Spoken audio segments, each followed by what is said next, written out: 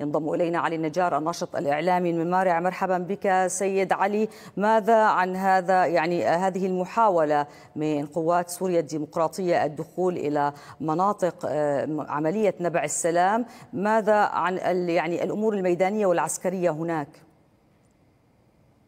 اهلا بك ربا وجميع الساده المشاهدين مشاهدين تلفزيون سوريا.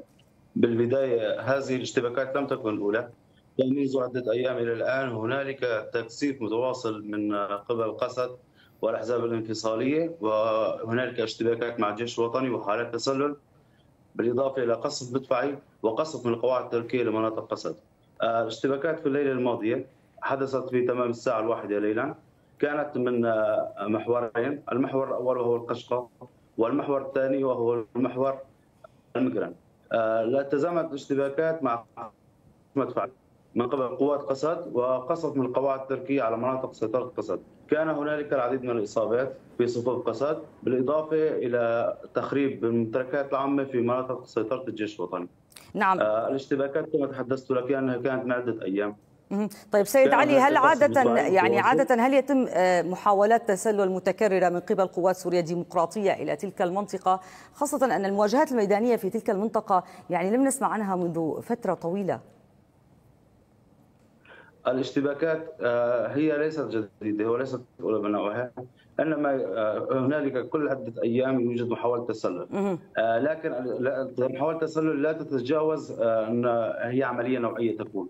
نعم. يقومون بالدخول الى مناطق سيطره الجيش الوطني بهدف قتل او بهدف تشتيت امور او بهدف ربما هذه العمليات التي وصفتها بالنوعيه يقومون بها زعزعه الامن في منطقه نبع السلام، راس العين وتل ابيض، من خلال المتفجرات او من خلال العمليات التي يقومون بها واستهداف المدنيين. صحيح. نعم. طيب هذه العمليات تكون عمليات نوعيه بهدف قتل عناصر الجيش الوطني. نعم. في اليومين الماضيين 5 عمليات تسلل، لماذا الآن في هذا الوقت بالذات؟ ما الذي يحرك قوات سوريا الديمقراطية لعمليات تسلل بهذه الكثافة خلال اليومين الماضيين؟ ماذا وراء هذا الموضوع؟ هل بسبب أن الآن وقت عيد وربما برأيهم يكون لا يكون هناك وجود أمني كبير لقوات الجيش الوطني؟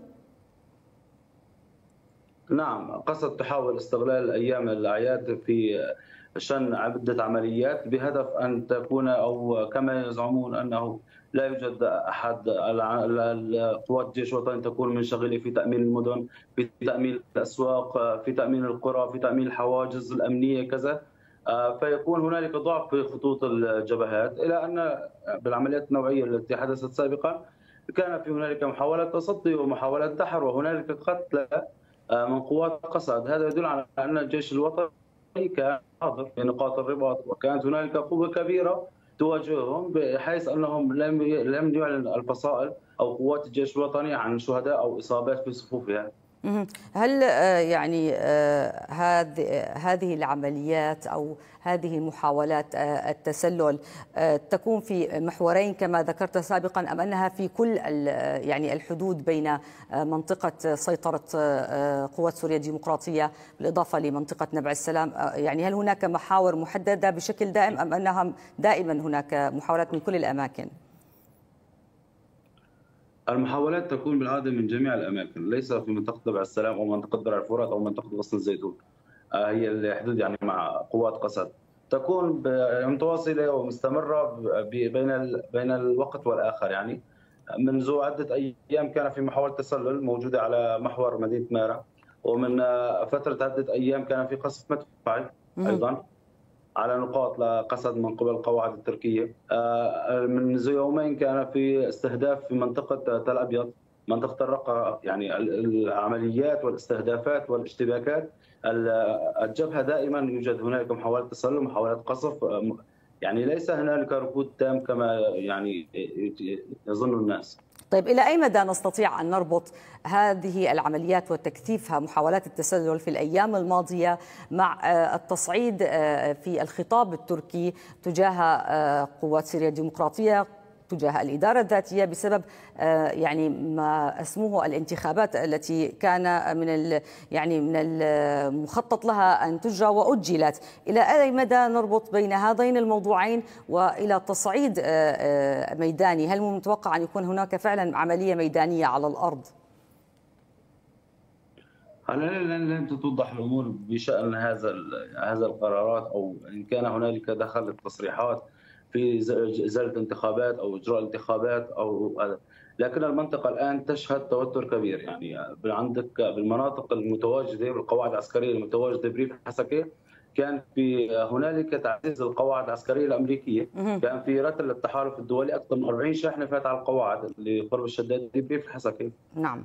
في عندك عمليات نوعيه عم بتصير، في تسللات عم بتصير، في قصف تركي كمان لمواقع لقسد. يعني الامور يعني اخذت حيز السخونه يعني. لكن يعني القوات التركية كانت تقصف في تلك المناطق بشكل متكرر، مواقع محدده ليس فقط في سوريا، ايضا في العراق. الان هناك توتر اكبر وتصريحات بعمليه يعني ربما بتحرك عسكري اكبر. كيف الامور على الارض؟ كيف ترصدون الامور على الارض بهذا الخصوص مع ازدياد التوترات الامنيه ويعني ومحاولات التسلل التي هي محورنا للآن وتتكرر بشكل كبير؟ بحسب تصريحات من القادة العسكريين المتواجدين في المنطقة لم تأتي أوامر بأي عمل عسكري، لأن نعم. الجيش الوطني دائما في جاهزية تامة. ولم تأتي أوامر برفع الجاهزية؟ الآن لم يأتي أوامر برفع الجاهزية، لكن قوات الجيش الوطني كما نعلم جميعنا أنها بحال تأهب مستمر، وأن هنالك دورات تحدث بشكل دوري في كافة الفيالق الأول والفيلق الثاني والفيلق الثالث. عم نشوف في تجهيز عسكري كبير. نعم. بس أوامر عسكرية أو أوامر أنه يكون في تجهيز أو استنفار نعم. ما كان فيه بحسب القادة العسكريين. نعم. ثاني شيء بتعرفي انت فتره العيد قوات الشرطه وقوات الجيش الوطني بيكونوا يعني جاهزيه تامه، بيكونوا بهالاوقات دائما مستنفره. فحسب القضاء العسكري مثل ما قلت لك ما كان في انه اوامر لاستنفار لاي معركه او اي كذا، الاستنفارات هي كانت عاديه طبيعيه بخص ما يخص موضوع عيد الاضحى الاحداث بتصير عيد الاضحى، الجوامع، هالقصص، الاسواق، تامين المدن، مخارجها مداخلها. نعم. فالاستنفار كان طبيعي، ما كان في اوامر لاي عمل او اي معركه. نعم.